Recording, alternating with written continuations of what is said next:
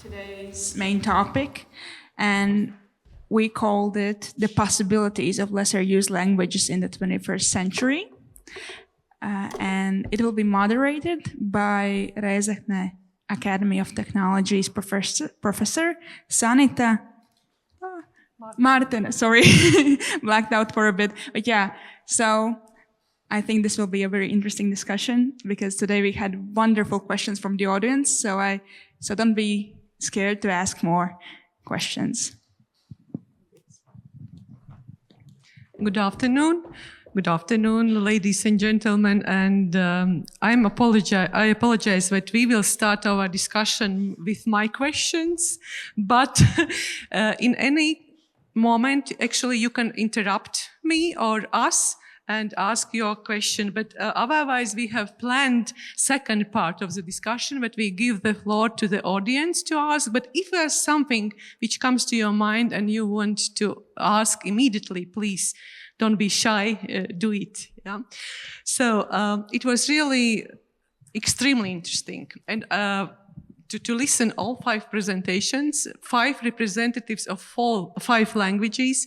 I have written 5 questions, but I'm not sure that I ask them because what you have told me, I think us it is there are more issues which are more important. But I would like to start like a little bit to summarize about your all 5 languages, because I noticed that there are different peoples in different moments.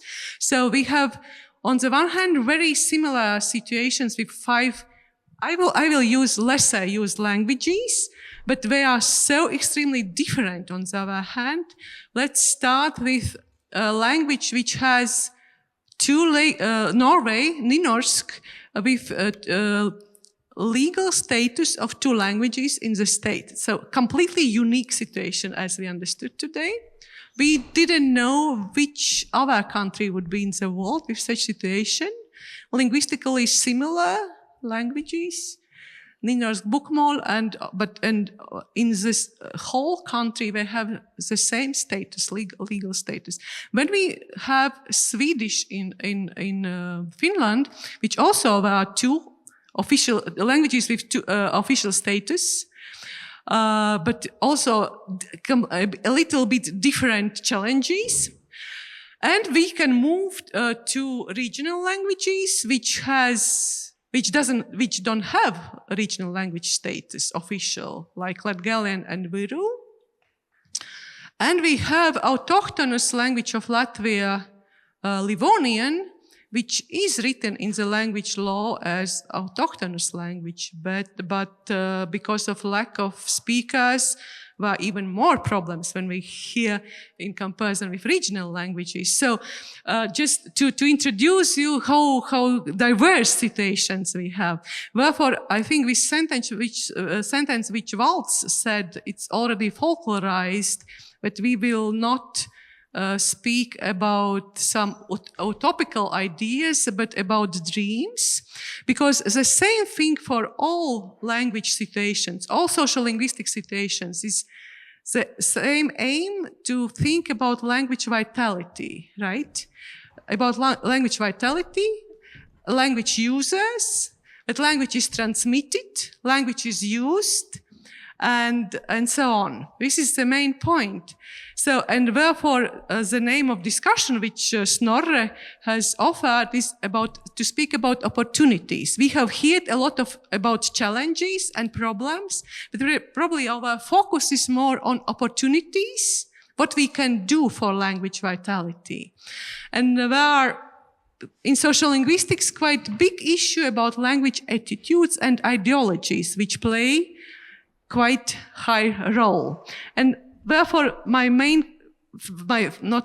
first question will be about language attitudes and ideologies in your social linguistic contexts, region and state-wise. And I have formulated it like how you can describe language attitudes towards your language.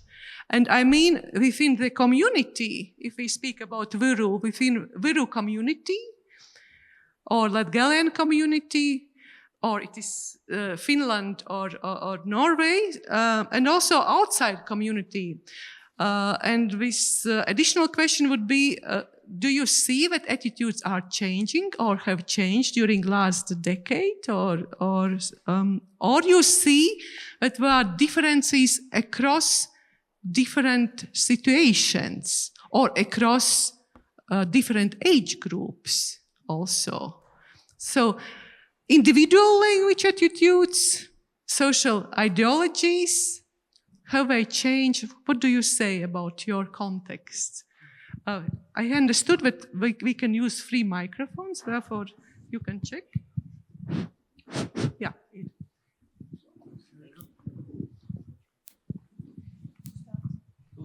Who wants? Who has microphone? Yeah. It's me. Okay, so your question is about attitudes both from within the Nynorsk community and from the outside.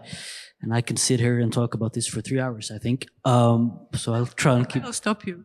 Great. Stop me, please. The main, like an important thing, if I should try to make it plain and easy about Nynorsk, is that it represents the rural areas of Norway, and it represents the areas outside of the central capital area.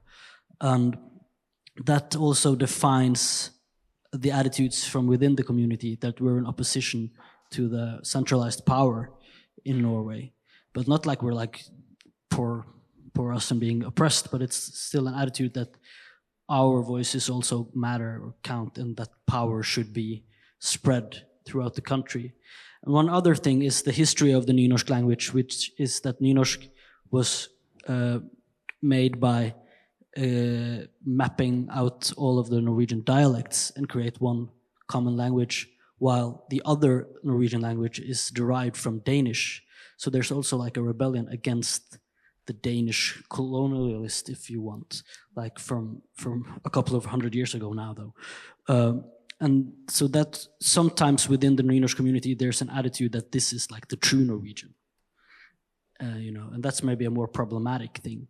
And when you talk about change, I think this is one of the things that have changed through the years, that it's more about the language in itself becomes a culture that needs to be preserved. And that's why we're fighting for it, not because we hate the Danish, because that's a bit outdated now. So I think that's an important form of change. And one more thing that has changed for the last 50 years in Norway is that, in part because of the Nynorsk movement, the tolerance for the use of different dialects of Norwegian in the public square has really increased. So it's very, very common to hear all kinds of Norwegian dialects in television, etc. And this also has made the tolerance towards Nynorsk greater, I think, for like increasingly in the last 50 years. So while the usage of Nynorsk has decreased relatively to bokmål, which is the other one, the tolerance has increased. So that's a paradox. Yeah. Interesting phenomena. And would you say that there are differences in age groups regarding attitudes, language attitudes, or you are speaking about whole communities where not so huge differences? Yeah, I think there's different nuances there. Like, there's not too much research on this. There should be more social linguists in Norway. But I think, like, there's, on the one hand, it's more difficult to be really engaged in preserving the Nynorsk language when you're young. It's maybe sometimes an attitude that develops as you get older and you appreciate culture and roots more. Identity. Yes. But on the other hand, I also think that the older generations of like activists for Nynorsk are harsher and more stronger opposition to the other parts of Norwegian culture, while at least my generation, like, we're more postmodern. Things are more flowing in between, you know. So like, we like to preserve our own language, but we don't like hate the others, if you know what I mean. Mm-hmm. Thank you. Before I give the floor others, just short notice. I didn't mention actually dialects, but you reminded me that this is also one of our topics. We shouldn't just maybe speak only about those languages, but also about regarding attitudes towards languages and dialects.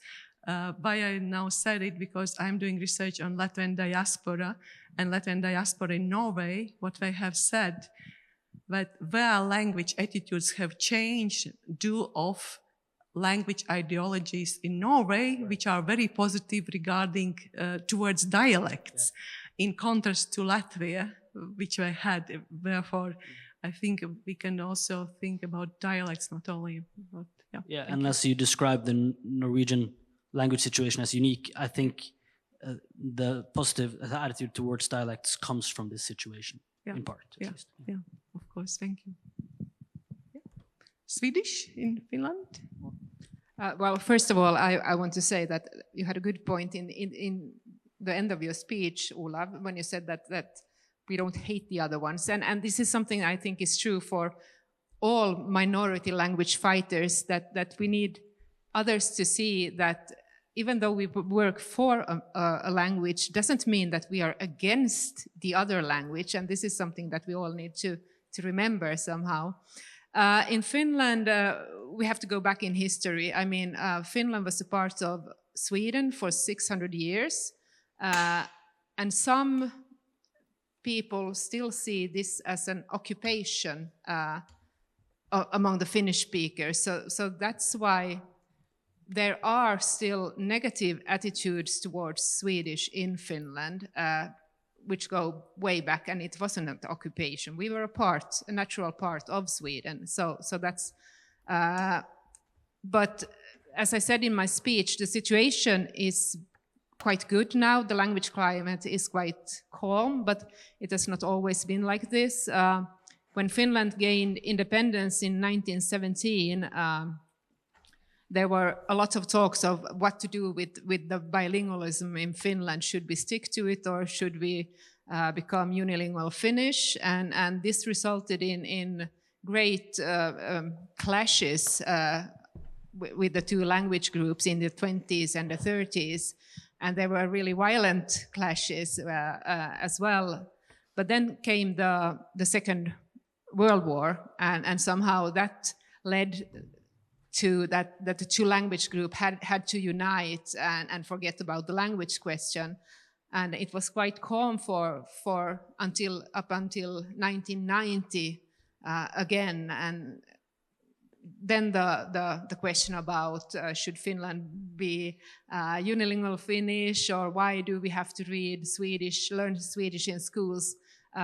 These questions came up again.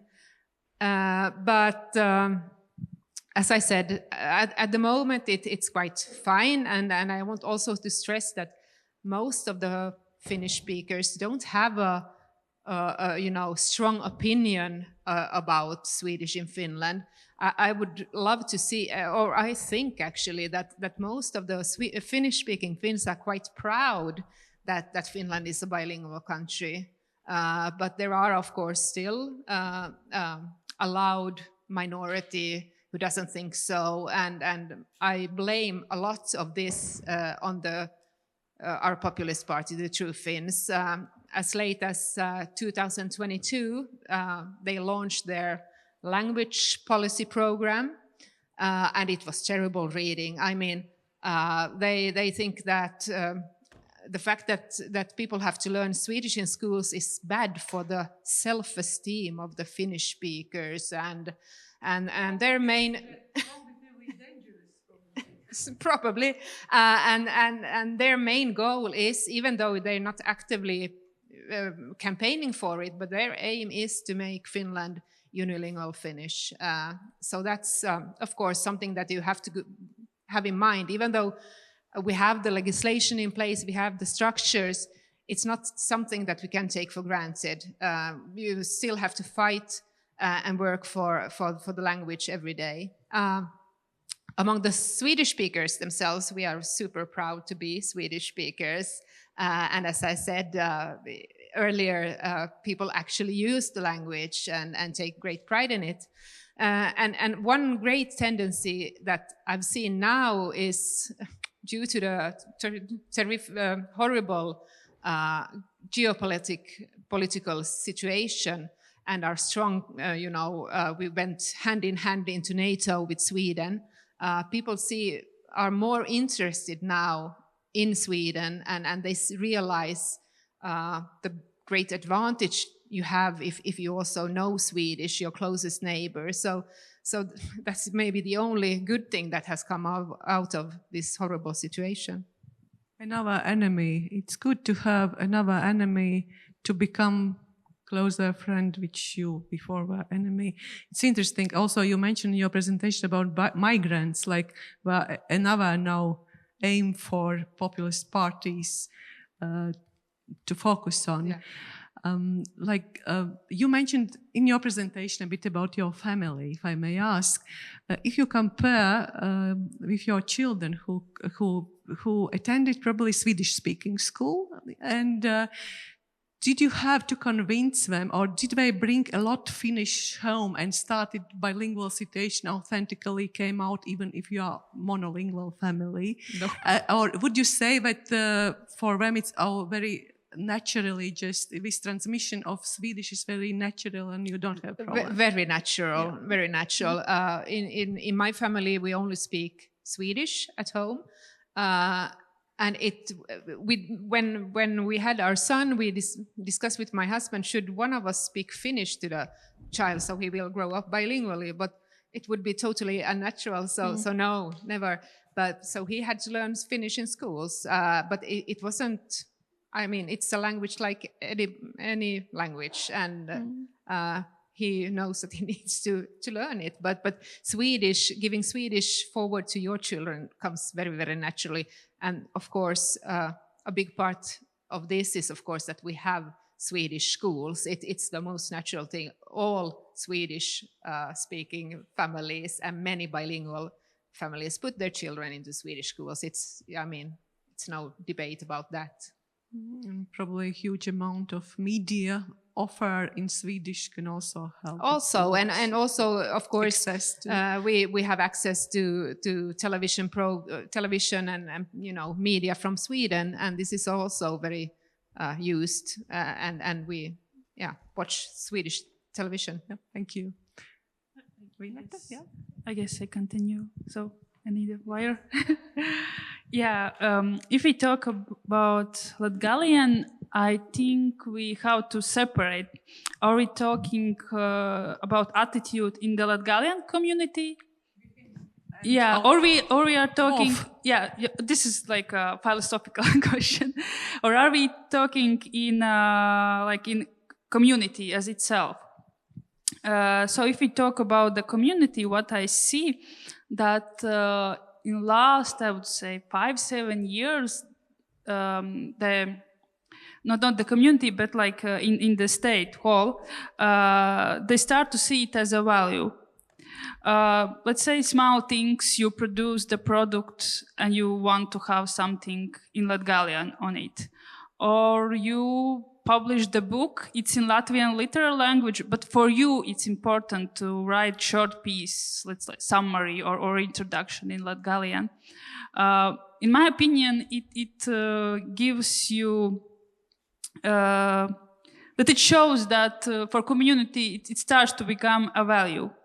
But at the same time, if we talk about Latgalians, not all Latgalians are satisfied about that the language will be in schools, and especially I would say people from the a bit older generation, like 50 plus, with the Soviet time experience. And I had conversations in my family with relatives who says like, why do you need Latgalian? You don't need it at all. So they don't understand that it's value. What else I can say, that maybe when sometimes there is a negative attitude towards Latgalian because of forgot the word in English, misunderstandings.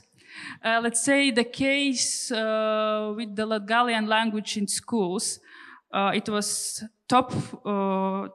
topic like 5 years ago. There were a lot of discussions on that, and it seemed that maybe some things will change. And a lot of people said, no, we don't need that Latgalian in schools because they talked that we as a community want it obligatory for all children in Latvia. But we didn't want that. But there was misunderstanding. And I don't know why. Maybe we didn't know how to communicate that in proper way to the other Latvians to describe what we really want. And I really see the communication is very important, how you send your message to the community. Thank you. You would say that the language prestige has increased within the Latgalian community during... I would say that it's increased. Yeah, and what you mentioned about how emotionally loaded was perception that now it will be part of all schools in Latvia, like this misunderstanding. But even though, if I think about Nynorsk Norway, and if we would say that it would make sense to have 10 hours during 12 years to tell Latvian children, school children, that there are 2 Latvian languages, would it be so much to ask from, or it would? What is main obstacles, in your opinion, why it never could happen? No, I think they talked that there will be obligatory grammar lessons like each week. Like I think they talked that it will be like a math or biology at school that will be obligatory, something like this. But I absolutely agree with you that it's necessary to give overview of the language and the history of the region, because people still are surprised that there is a language. I don't know how it's possible, but people really ask me, are there people who speak that? Or, oh, you really have books? Yeah, they just don't have this information. Oh, okay. Yeah. Thank you. We will go back, I think, to prestige question, but now I would like about language attitudes and ideologies about Livonian and Viru. Yeah, I will. However, I will probably use the opportunity to continue a little bit expand on Latgalian, because, well, it is true about this confusion, because I was at quite a lot in the center about when there was discussing about using Latgalian in schools, and there were some people who quite loudly said that it should be mandatory in every Latvian school to teach Latgalian wherever it is, and that kind of went out of the general discussion, which was, I think, very good, that every school should have lessons of introducing different varieties of Latvian, so that children from different regions know about languages elsewhere. But I would say that this kind of discussion, it really affected attitudes in general public towards having Latgalian in schools, and that's very much true. And as well, it's true that there is kind of lack of knowledge in society, and this is true both for Livonian and Latgalian, that Latgalian is actually a variety of the state language officially. So this is the interestingly, Latvian state language regulation is quite advanced in many senses. So the one being that Latgalian has actually very high status within that. However, speaking, and this is again is true for both, in my opinion, for Latgalian and Livonian as well, last 5 years, what we can see in the society, and there are different developments why it is so, but we see this normalization of the use of Latgalian, which is that you see people much more relaxed in using that on daily basis. So there have been, like now we have elections coming up, and there is this official guidance that in Latgale it is recommended to also communicate in Latgalian in election process, which is also shows this path towards normalization of Latgalian. So I do think that there is like a clear this movement about valuing Latgalian. If we come back to Livonian and Livonian attitudes, and if we look from the community perspective, that then in Livonian case, like language has been sitting in the center of the Livonian identity for hundreds of years.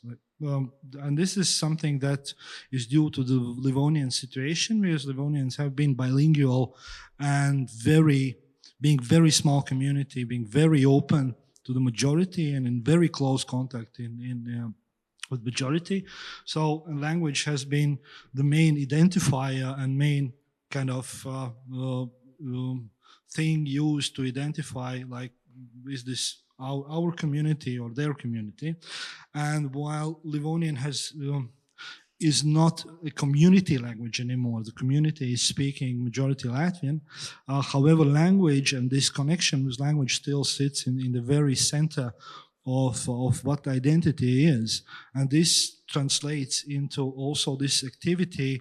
If we look at the Livonian community and a number of children participating in activities, it's unproportionally big comparing with the size of communities. So if we have like 250 official Livonians and there are summer school where 45 kids who through the competition get to that summer school participate, so this is extremely large number in terms of proportion.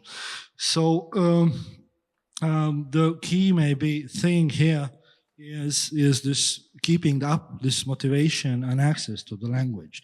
Now, from the perspective of society, I would say, and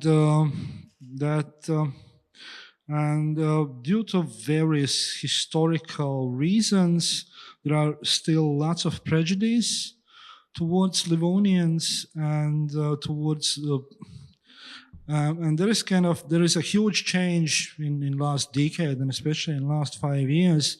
But in the center of that sits the general knowledge within the society, which is pretty much true about Latgalian as well.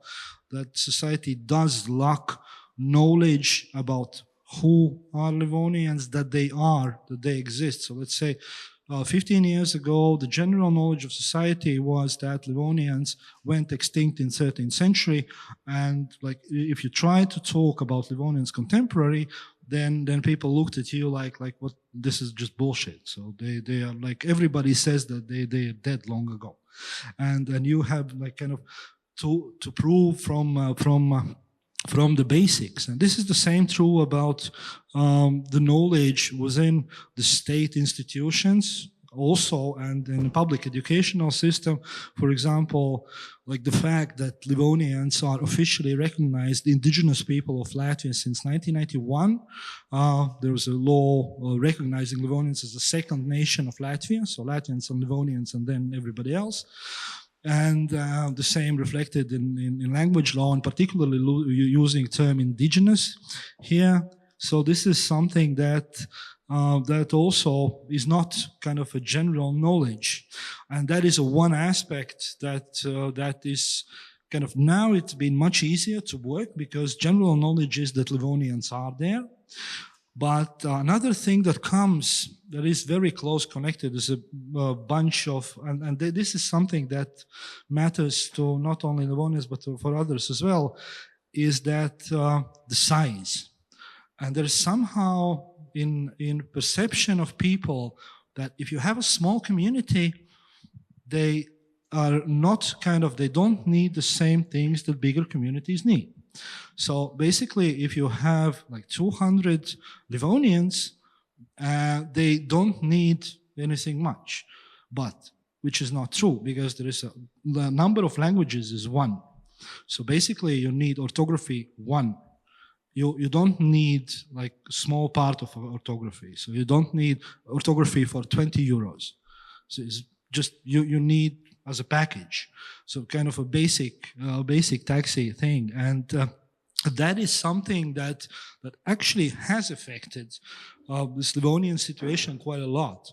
And this was also visible in very strange way, when there was discussion about installing road signs in Livonian and Latgalian, there was like strong voices like, why install so much road signs in Livonian if there are so much less than Latgalian? So you should kind of refocus it. Like this small community does not need the same kind of support than a bigger community needs.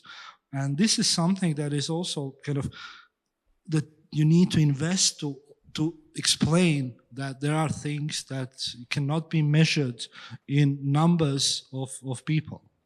Yeah, thank you. Very, very, very long answer. But we will go back. Actually, you mentioned about language prestige and visibility of language in public space, but after some, we will finish with Viru. But one small question I had about Viru, we were discussing in our international researcher group, but also with my students, how could you answer, Walt, to the question, can you be proud of some language which you don't speak? What you would answer?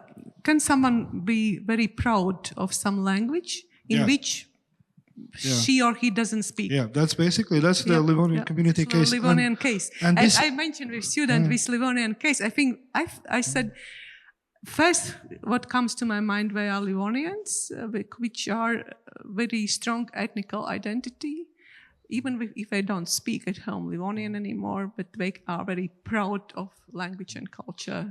But that's what I actually said during my presentation. So this is the similarity with Irish, where you have like very few Gaelic speakers, but you have like very strong Irish identity, and you cannot tell Irish people that they are just English because they thank you. Sulab, Viru, language attitudes towards Võro. Yes, old historical attitudes were that we just we are maarahvas, like land people. Yes, we had even hadn't this term Estonian. Yes, 200 years ago, just land people and land language, maakeel. And it was so in Estonia and also in southern Estonia. And people didn't think about it so much. They just spoke. And in case of Võro and Tartu people, they had also, we had also our own literary language. So we wrote also, and we had this all courts and so on in church and so on. It was full complete. Yes, written language, literary language, and language of law and so on. It was quite happy, complete. Then this changed. Estonian national awakening started, and all this South Estonian stuff was proclaimed into unuseful thing. And this Tallinn, Northern Estonian, was suddenly only valuable thing. And this attitude changed, and all this old stuff became a dialectal language, some dialectal language, very strange term. And actually it is officially, until nowadays, in Estonian laws. So actually we have bilingualism, yes, but in Estonia the attitude is that main attitude, it isn't a bilingualism. Bilingualism is between real languages like Estonian and Russian mainly. And this is a bad bilingualism because it came from Soviet time. So word bilingualism is very bad in Estonia since today. This is the main attitude. I think there are tensions about those terms. If we look at one language law, which was created by our ex-president Levits, he splits that he also doesn't think that it would be bilingualism regarding Latgalian or Latvian. Yes. But if we look in theory from German linguistics, linguodidactics, what I have read, with innere und äußere Mehrsprachigkeit, probably with inner bilingualism, which would mean in this situation as Latgalian, Latvian, and Viru Estonian, we maybe could split in terminology which helps to understand what do we understand from this outsider perspective regarding languages from inside, which are linguistically collateral languages. Yeah, that's right. But yes, such languages like Võro or Latgalian, they can, and Livonian too, they can live only in bilinguals or plurilingualism. Yes. The monolingualism in case of Võro or Latgalian is impossible. And when in a society bilingualism as a term is a negative, and it is very negative in Estonia. People say bilingualist and they mean Russian, Estonian bilingualists only. We have bilingual reclams, yes, commercials and signs and so, and it means Estonian, Russian, and it is a bad thing. But we must live in this attitude that bilingualism is a bad thing, and it is incredibly hard to bring on this language rights of Võro in this situation. So but it has changed a bit, but it is very hard. Societal monolingual ideology, which doesn't help. And this change of Estonian, Russian to educational systems to bring them monolingual Estonian, it is happening now. Yeah. But where is Võro system? It is bilingual system, but bilingual is bad. Yeah. Now, what we should do?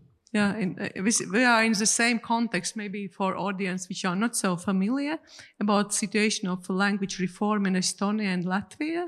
This is transition to the school system where only Latvian will be language of instruction. So we will not have Russian as a medium of instruction. In this case, Sulev's idea is that it touches also Viru question if we speak about only about monolingual language ideology. And 30 years ago in 90s, it was mentioned that we shouldn't think about Latgalian because we have to deal with Russians, first of all. So, and actually after 30 years, probably it comes back a bit, this issue, but with completely different story about Russian and Russian's role, Russian language role at schools. It shouldn't affect other languages in Latvia, so if I understood correctly.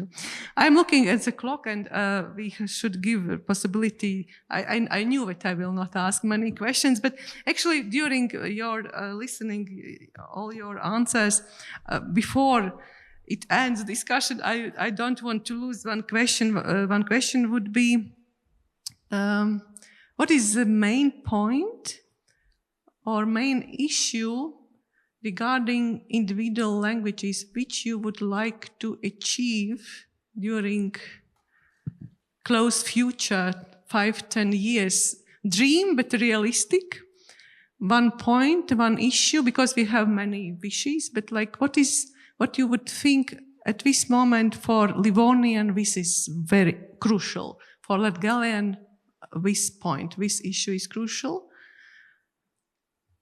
When someone is ready, yeah, please. Yeah. Well, this is not a fantasy. It's a dream, and I think it's achievable. But the fact is that we need more people in Finland overall, and we need most of all more Swedish speakers. And this is true when it comes to civil servants, when it comes to social and healthcare, practically every area of life. The Swedish speakers themselves are too few, so we need the Finnish speakers or other language speakers to also be able to to give service in Swedish. So I see a huge potential here, especially when I look at immigrant groups and those of you who weren't here before, I mentioned that the government of Finland has a goal to integrate 5 to 10% of new immigrants into Swedish, and this is something we really need because there's a huge difference at the moment. For instance, if you look at the Swedish schools and the Finnish schools, the Swedish schools are completely white. I mean, we don't have any immigrant children in the Swedish schools, or a few, but not many. Whereas in the Finnish schools, there are classes that are most of the kids come from an immigrant background.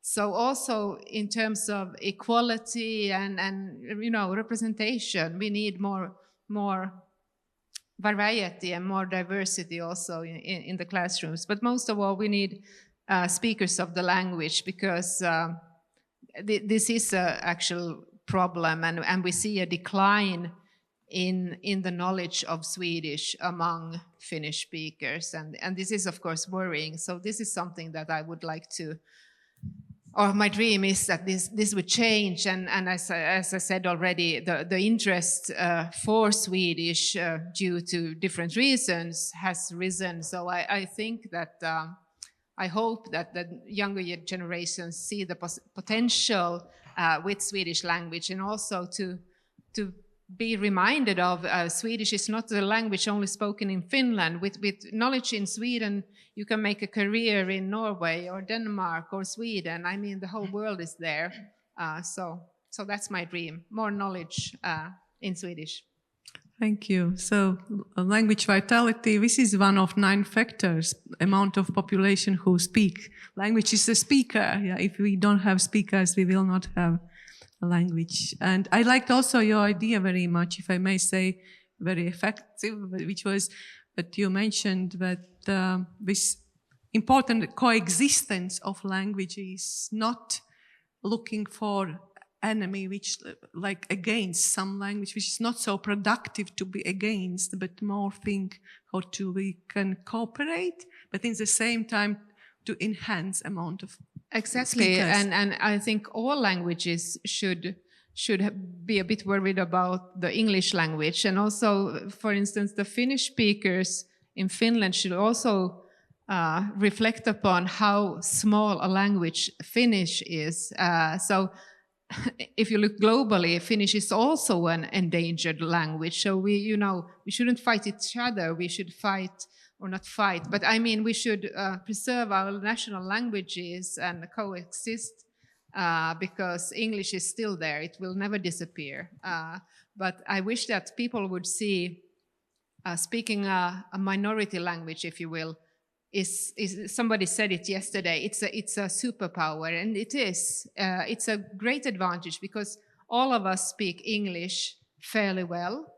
So if you're in a job interview and say, oh, I know English, so everybody does. But if you can speak Welsh, or if you can speak Basque or Swedish or Latgalian or Nynorsk, I mean, it's a great advantage. So we need to think about this and cherish it.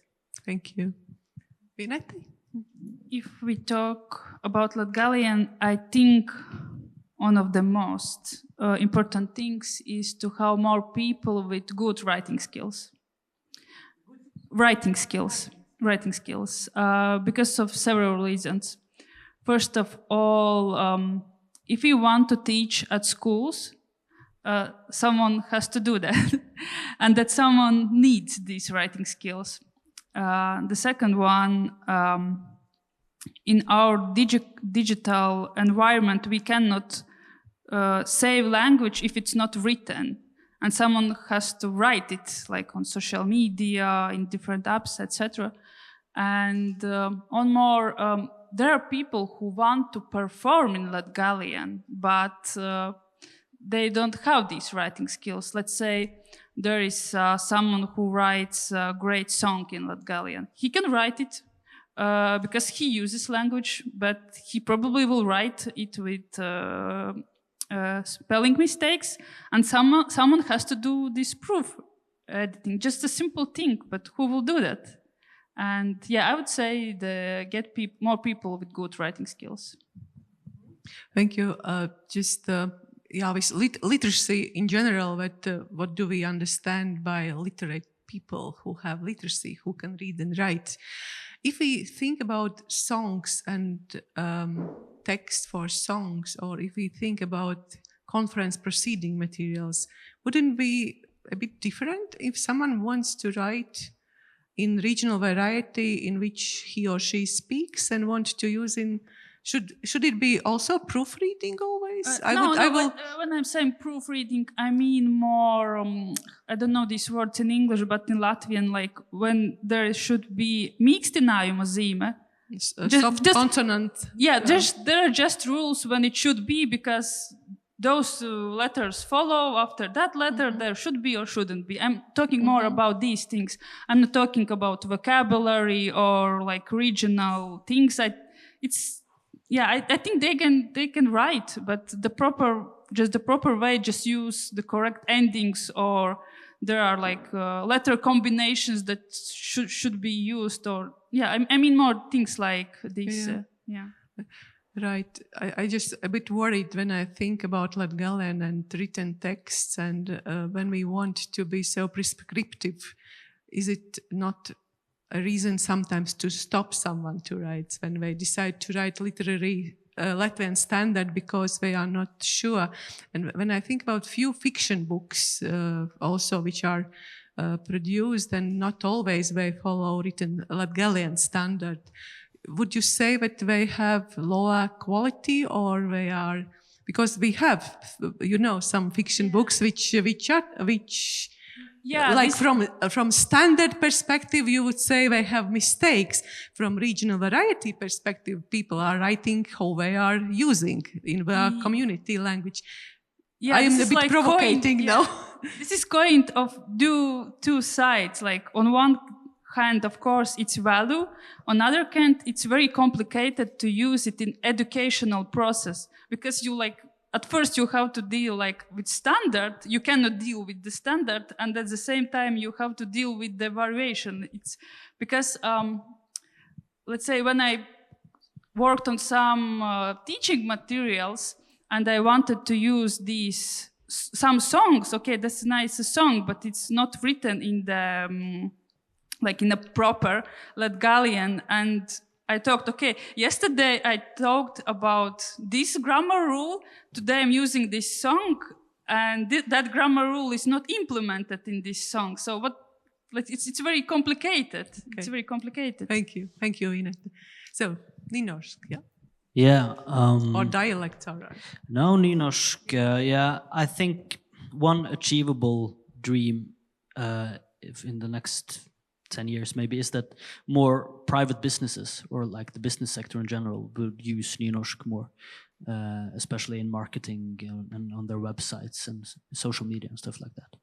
So it's an easy answer, but I also think that the Norwegian government, for the same reason that Anna mentioned about Norwegian language being small relatively to English, that the government in general should take more responsibility while speaking to the big tech companies that are affecting our nation so much. Private sector, great, thank you. Additional component, thank you. Actually, the private sector is a great indicator of normalization on that there is this demand in a public for using it as well. For Livonian, well, I would say practical dream, and with a precise term of 3 to 5 years. So it would be creation of resilience and sustained language environment. So this is something that we need most, and I would say that all the necessary resources have been placed. So there is a state-supported language education system currently under development, something that took 80 years for for Latvia to finally reach. So since last year, there have been enormous changes during past years in a way how Livonian is taught and used. So I think, yes, in 3 to 5 years, it is doable. Yes, for Voro, of course, recognition as a separate language, that is because right now this language act is changes into the language act will be done, and we want to add this point of South Estonian regional language that includes Võro, Seto, Mulgi and Tartu languages. And it is so important that this attitude will change, that it isn't anymore like just a dialect or dialectal language of Estonian language, like is some Saaremaa or Virumaa dialects that are real dialects of Estonian language, but South Estonian is separate language, regional language, in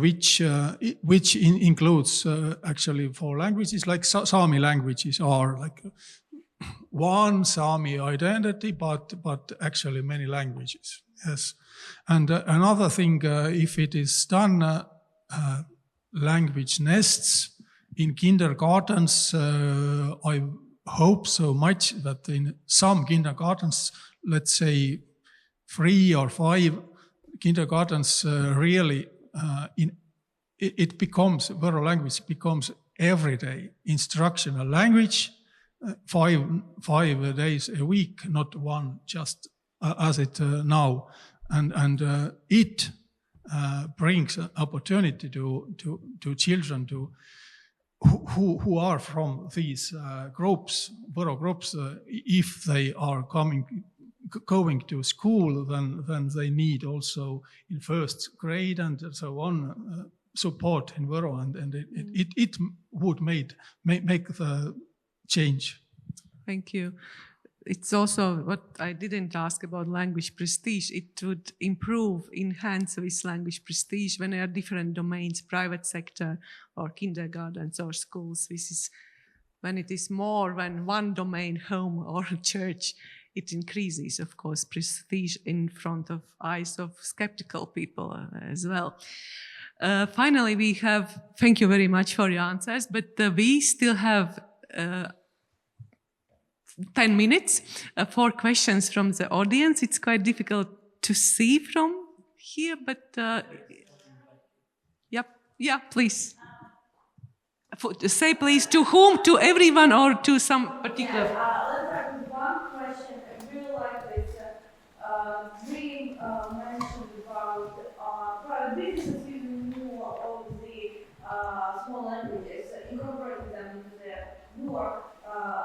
But I have a question: what would be the proper incentive for the entrepreneurs to actually do that, to support the local languages, or to make this question less specific? What would be the reason for capitalists to support existence of small languages?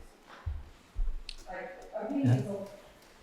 It's a very important question, and the answer is pretty easy actually, because it's a very good thing to stand out in competition with others and have a strong business identity.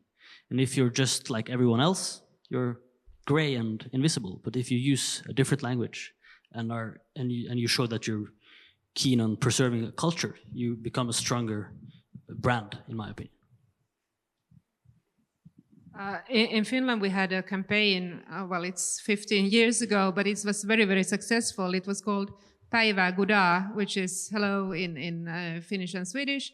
And it was targeted on companies where we gave out information brochures and these stickers that they could have on the doors where it said Päivä Guda to give a signal that they give service in both languages. And we got a thank you, and that's special. And I deeply think, and when we interviewed different companies before the campaign, they also said, well, you can buy in any language that you want, but actually you can always just sell in the customer's language, and you make the customer feel special. So I think of course, it's no goodwill from the companies. It's money talks, bullshit walks, of course. And one more incentive is like government assisting on issues that these businesses could come across while using a lesser used language. And so in the Nynorsk movement, there's actually a new organization now called a Nynorsk Business Forum, where private businesses get together and discuss such issues and try to find solutions together, and also push towards change towards the government, along with the others in the Nynorsk movement. Yeah, great so it's possible. Yeah, great initiative. Yeah. Also, like to elaborate on this. So this is like using different languages. There are kind of three aspects to it. So this is a sense of belonging of the place and the identity of the place. So this is also the same why we use place names and its uniqueness, that you're able to stand out as a company with some, like there are good examples from Latgale, like Coop Coffee, where you have all the packaging is in Latgalian, and it just kind of speaks to the people because it's so unique and different from anything else. With Livonian, we have worked quite a lot with businessmen in those former Livonian areas where Livonian was used, and for them it's not only this unique opportunity to stand out, but this was recognized actually by quite many businessmen. It is kind of a beginning of the story, especially if you work in tourism area. So you put up the name of the village in Livonian, and people ask like, what does it mean? And then you can start telling them the story of the place and sell actually your product very well, or you just put some traditional dishes and names of those dishes in Livonian, and then you can use them to really get the customer, get them not just passing through, but get them to stay, to come back. So yeah. Yeah, thank you. Yes, this question of capitalists, yes, and the businessmen and the lesser used languages. I have one example. About 2 years ago, one businessman, I don't remember, wrote or called me, said he is a Võro, he can speak Võro, but he is a businessman, he want to support Võro language, what he could do. She asked me, maybe I can give a suggestion, how could he support? And I asked, what do you think yourself? What you would like to support, actually? Then he said something very practical, real, maybe some in some kindergarten, very proper, real good practice in Võro, or in some school, maybe free schools, for example, where real good quality Võro teaching would started or something. And I know, of course, could be more such capitalist or businessmen. So, and did he support something? Yes, at last, Võro, one Võro school. Yeah. Sorry, need to leave for the airport. Uh-huh. Have a good trip. In one Võro school, one director of one school at last contacted him, and they have some deal of they have a more opportunity to do their Võro program there. So we see a completely different angle also regarding Yes. Vineta, would you like to add, or you just agree with Walt said? I just No, I about agree Coop? that it's. I don't know. Can we persuade like huge businesses? But for small, I see that it really works. It really works. Like this. The same example with Coop coffee. If I need a souvenir, I always buy it because not because it's good coffee and it produced in Latgale, but because of the language. And there are like these Oluksne X. They also just decided to write in their way how they pronounce the place name, and I always buy them because of this reason. If I have choice, I always take them because of this. And if I may add about this Latgalian Ausmiņa kebabs, what person who started this business, what he commented on why in Jēkabpils it didn't work, in Riga and Rezekne it works, because in Jēkabpils they offered just food in Latgalian, but they are not cultural evenings. In Rezekne it is together. This is just not language itself, but good business, good food, marketing, and plus cultural local involvement of local community. This is just some, I think, very integrative. We could look. Thank you. One more question. Yep, or two. Yeah, I wanted to ask Anna, but sorry that she had to leave. But maybe now I ask Olaf instead. I'm interested in sort of best practices about events, how you get people interested who are usually not interested. And we were talking about businesses. Well, I think you have excellent examples of museums, but we all know to set up a museum is such big work. It's not possible for everybody. We have events like this, which is fantastic. But I guess here we're all people who are interested in languages anyway. So how do you reach in your museum or in your association people who otherwise would think, languages, Well, I think we struggle with this question every day in our museum, actually. But like in our festivals, we have 3 festivals in my organization. And some of the program is like this, like hardcore, nerdy, nice stuff, which I love. And some other parts of the program is just a new popular book from a popular writer. And like in Nynorsk, literature is our biggest force because we have such great writers representing our culture, and then it doesn't matter. Like you love Jon Fosse, no matter if you're a Nynorsk or Bokmål user. So, and well, he never shows up for anything because he's so shy. But other popular writers is a good thing, and also like musical acts and artists that are really popular. There's like the first artist that comes to mind is Odd Nordstoga, which is now he's maybe already in his 50s, but he's a very popular artist who is also like a real Nynorsk advocate.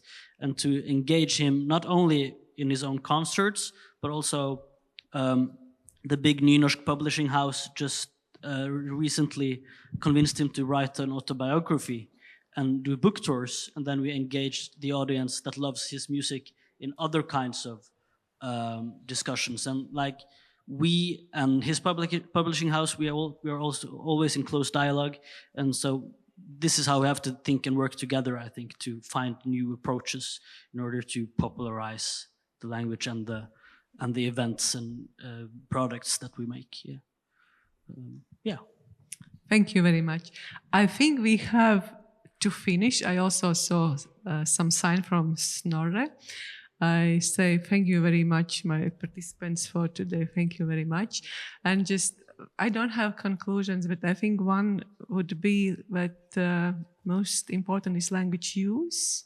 And when language use depends a lot of language attitudes, and such events like today, which was created by Valodu Māja, probably Snorre, or your team, it also, it shows it's how important. We are not many, but actually we spread. We come home and tell our family members, we spread this, how important our lesser used language is. Thank you very much for opportunity, for this discussion, and for discussants. Thank you. For listeners.